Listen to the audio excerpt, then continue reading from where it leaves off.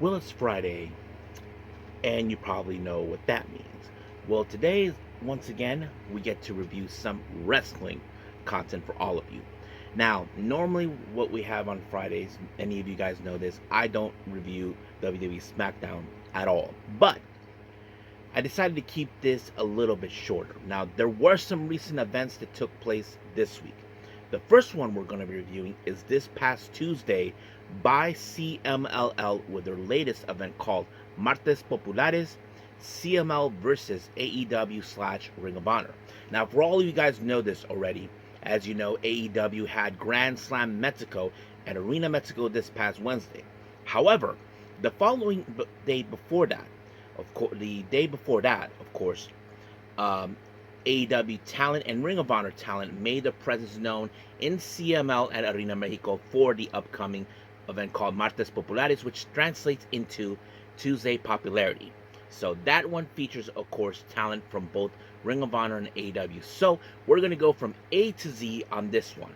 And of course, we take a little trip from across the Pacific to Japan.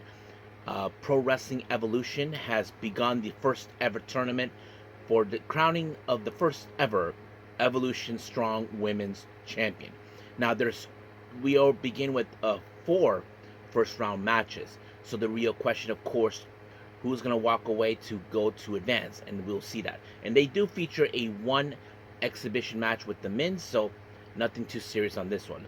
And as always, we'll cap up our episode with some news updates to give you guys updates on what's been happening in the world of wrestling, such as what events the promotions are throwing out, who's booked, what matches are set, including developments that are happening in the world of pro wrestling as we speak. So, let's get ready for another episode of Deleted Wrestle Zone.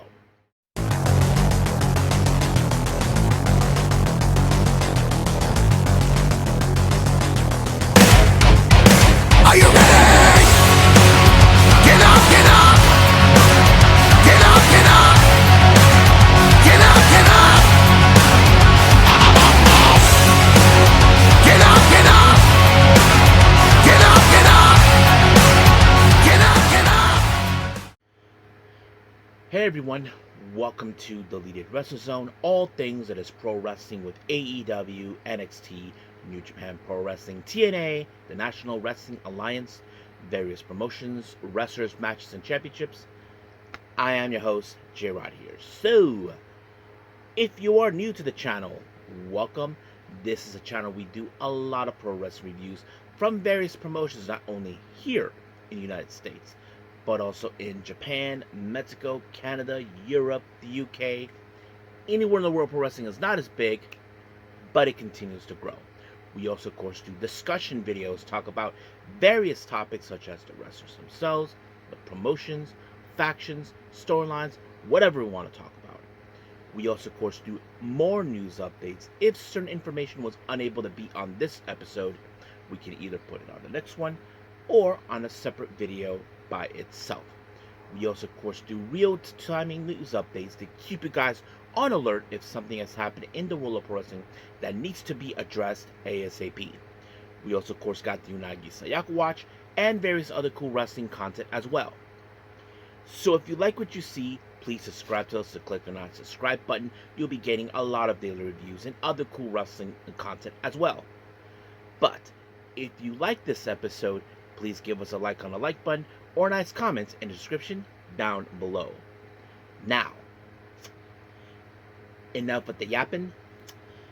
It's time to get moving. So let's begin with our first review, and this is from this past Tuesday with CML with Martes Populares, CML versus AEW slash Ring of Honor.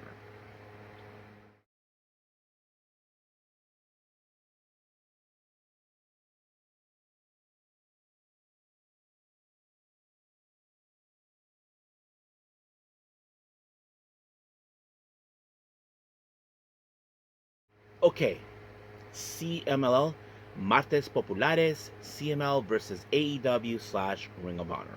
Now, this particular event took place this past Tuesday, which, of course, if you guys translate the word Martes into English, it means Tuesday.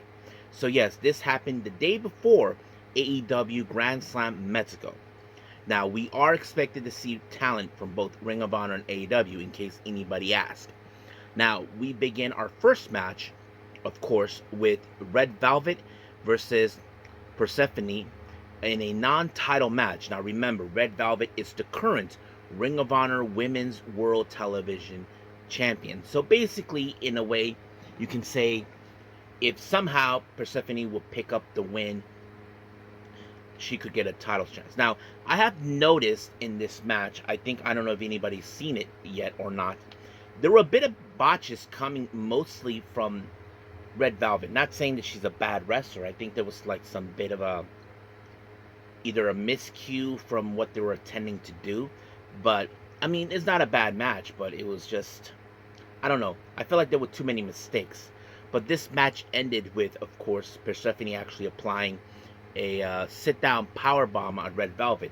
Now, the commentators did make a good, valid point. If this means that she beat her, can't she get an opportunity for the Ring of Honor Women's World Television title? I mean, it could happen either in CML or, of course, in Ring of Honor in their territory.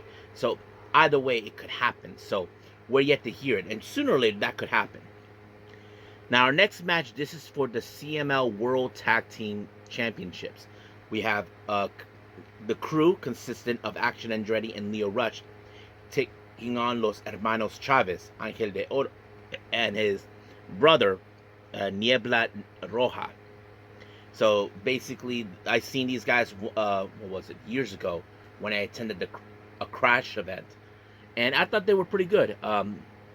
So they were the good current tag team champions, but however, crew were doing whatever it took to ensure they get these titles and beat them. But however, this match ended with a stereo finisher on both sides, between both Angel de Oro and Niebla Roja, doing a double pinfall on both, and that allowed the Hermanos Chavez to retain the championship. Our next match, we have Neon versus Hologram. I thought this match was pretty good, a bit more of the lucha libre style that I think many people love to watch.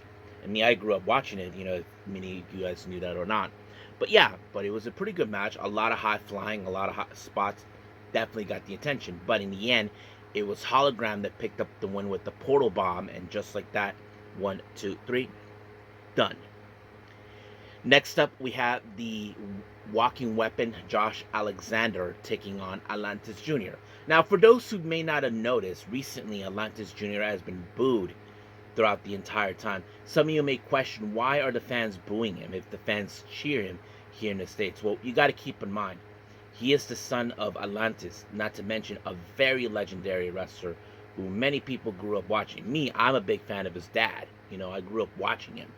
And it's not easy for second-generation wrestlers to step up the shadows. Some of second-generation wrestlers try to do something different, keep the moniker in the name of their father, but try to add something new that will keep you distinct from them. And I feel like Atlantis Jr. can do that, but he was not yet well received.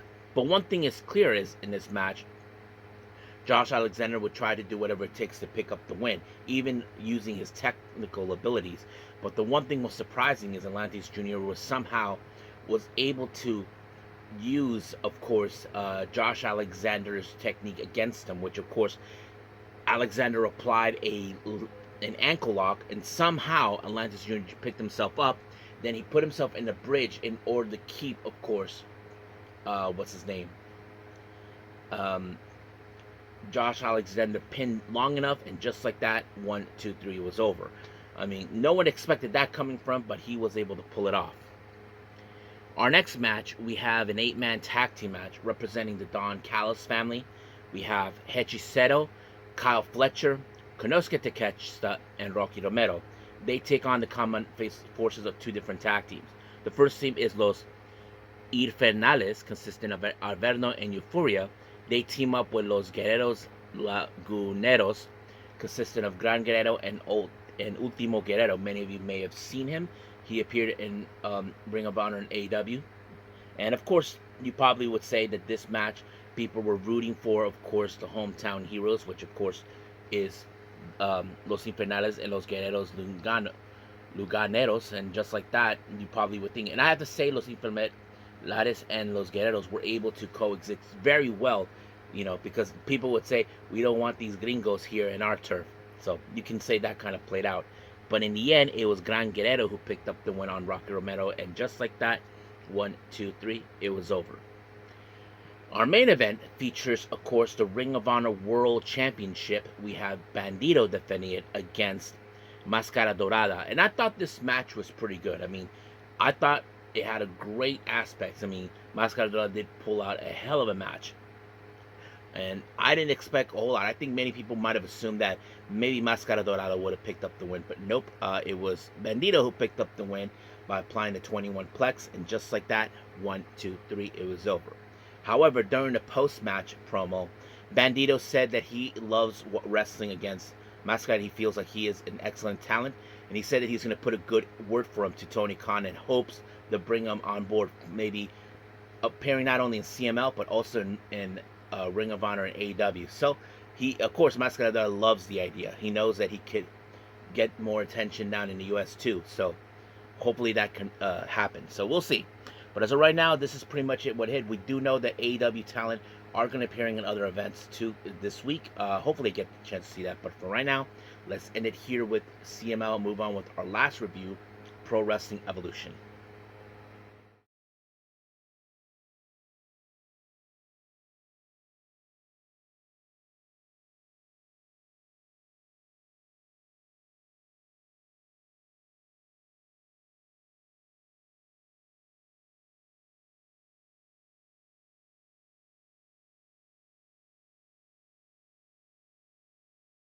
Okay, Pro Wrestling Evolution. This took place on the 19th of June in Shinkiba First Ring.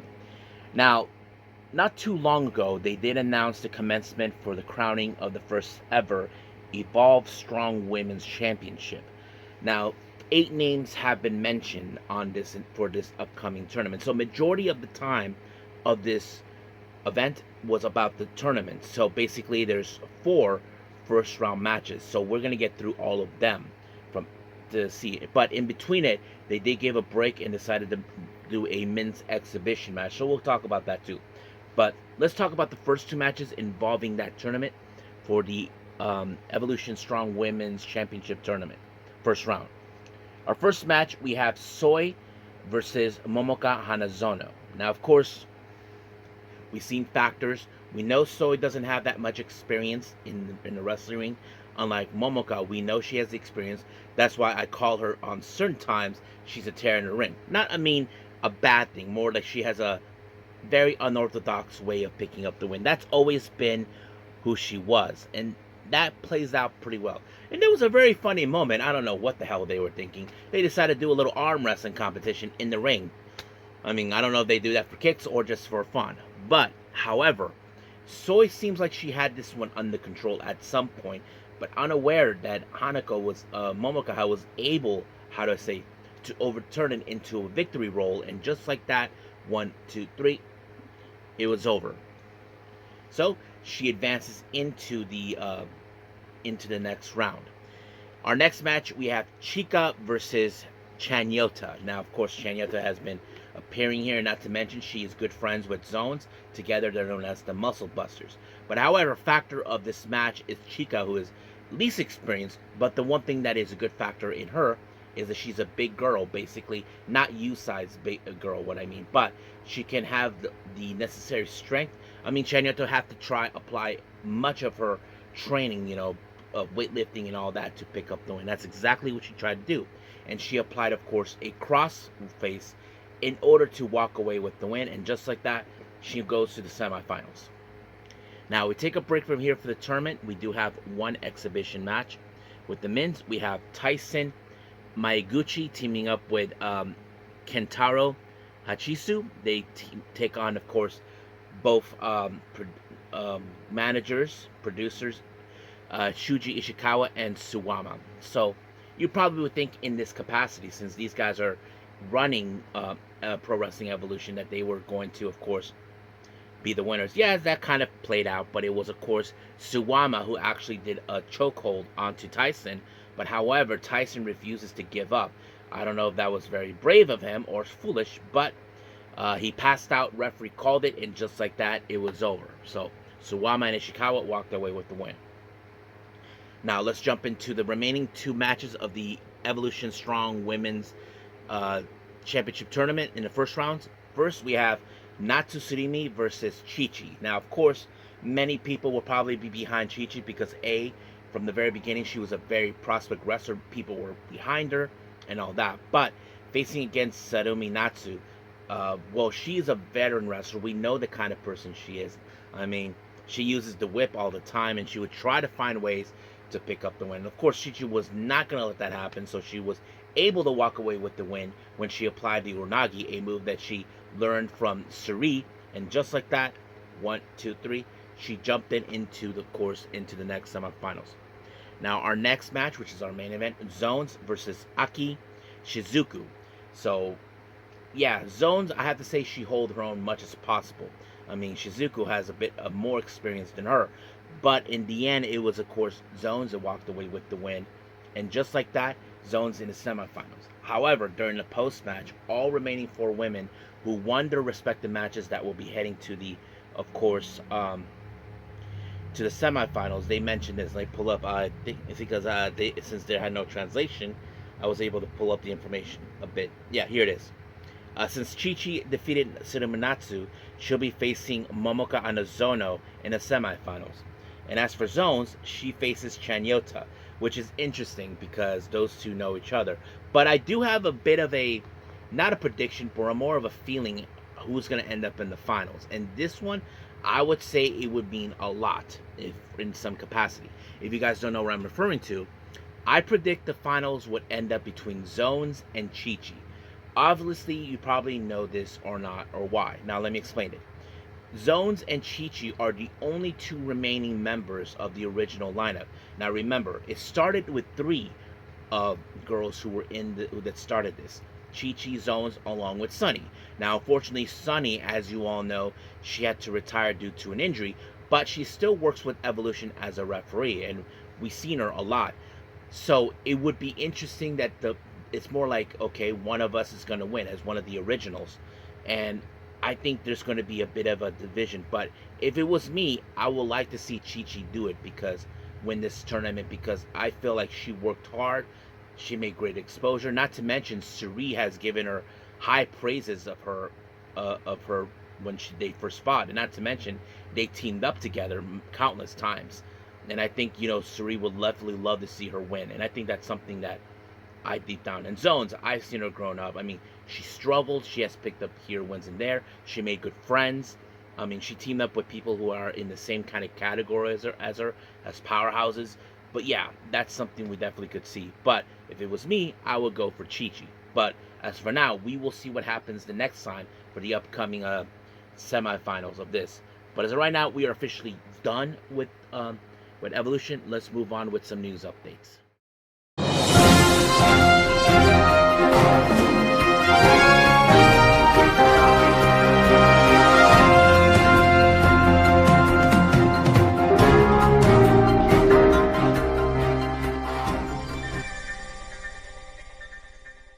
Okay, so welcome to our news updates. Now, as always, let's begin with upcoming events, but we only have one update on that part of our update section here. So the only update on our upcoming events is Spark Joshi Puroresu of America with their Texas event, Ignite Texas, on the 29th of June. They announced Koguma, who I mentioned that will be participating, will take on Jasmine Allure. So that's going to be a very fun, interesting match. Now, moving on to our developments. Fightful Select reports that there's been talent in AEW that believes that Bryan Danielson will be making his return to wrestling again. Now, I don't know for sure if that's the case. However, recently, if you guys know this, AEW were in Mexico, of course, participating in a collaboration with CMLL. Now, as you know, they had this thing called the Global Wars. Apparently, Bryan Danielson made an appearance to save Blue Panther against the Shane Taylor's promotion. So that's pretty much it, but we don't know for sure if he'll be wrestling again. That is something we don't know, but we'll just have to wait and see. Now, recently, if you guys know, I mentioned this on a news update on a much recent episode. RVD, Rob Van Dam, and his wife Katie Forbes are expecting their first child. However, they just gave us the unexpected announcement that they're not just expecting one child, they're expecting two. Yep, they're twins, boys and girls, so that is going to be interesting. Now, I don't have any kids, in case anybody asks, but I do know some people would say raising a child is tough. Now, raising two, it's even tough. But however, when it comes to twins, that's even a bit harder because the twins, well, you have to double up on everything. I don't know how RVD and Katie Forbes are going to handle it, but I'm sure they'll do fine. I'm sure that they'll do some research on how to raise twins and all that. But nonetheless, can't wait to see what happens. But they are yet to announce what the gender of the babies are. Now, I'm sure people would say, I hope they're boys. Some would say, I hope they're girls. Or probably a boy and girl. But we'll just have to wait and see. We'll let them decide when they will make that announcement. Now, our next section of this developments on our news updates is, of course, coming from reports coming from Fightful Select. Now, Hook, as you know, has been out for quite some time. We recently did see him in AEW, where, of course, he saved the Ops against the Death Riders when that one match at the arena, Anarchy in Arena or something. But yes, Hook was actually talked about. You know, he was out. Let me pull that up for all of you. According to this, he said, I'm recovering from a concussion for those who don't know. But yes, I've been out for a while. I should be back soon for sure. So yes, so he was out. I'm glad that he's recovering well. We just don't know when he'll be back to be in the in-ring. We'll just have to wait and see. Now, in a recent also update here, I mentioned that there was been some issues regarding about American Gladiator. As you know, wrestlers have been announced to participate. Among those wrestlers was AEW talent Wardlow and Camille, and then we hear that there's been some issues on that. Well, apparently the issue is coming from WWE. Wrestling Observer reports this, saying it was WWE and not AEW that apparent had issue with The Miz hosting American Gladiators. Having current AEW talent, in particular Wardlow, Camille, as gladiators on the show. Now, it's no secret that WWE does not want AEW to succeed. They don't want them to be involved in some big-time events like these types. I mean, look, guys, I get it, you know. But, however, this is whoever runs American Gladiators. They called it. If they don't want The Miz to host it while two talent from AEW are there, that's fine. I mean, I'm sure they'll find someone else, but the one person I'm sure will not be happy being pulled from something like this will be The Miz. But we'll see what happens. Hangman Adam Page, as you all know, this past Wednesday, he appeared at the Arena Mexico speaking in Spanish. Apparently, he got high praises from CML for his effort. Even I saw comments from people that say that his Spanish was good. I mean, they don't think it was that bad, you know, but they think he was really good. But this is what Wrestling Observer reports about this. That, of course, they said that they noted that Hangman's Page skills was impressive. So that much they are begging dates with him. Adding that CML badly wants Hangman. So this is what else they say. He spoke in Spanish because he was raised in a tobacco farm when he learned it. Actually, he spoke great Spanish. So good, in fact, that CML is begging for dates with Hangman. And they want him bad. Yeah, I mean, I get it. It's like, if you know a talent like Hangman Page who can speak good in Spanish, you know you want him around. You know that he's the perfect person you want to be around. You know, the CML fan base, because of course you saw how they react.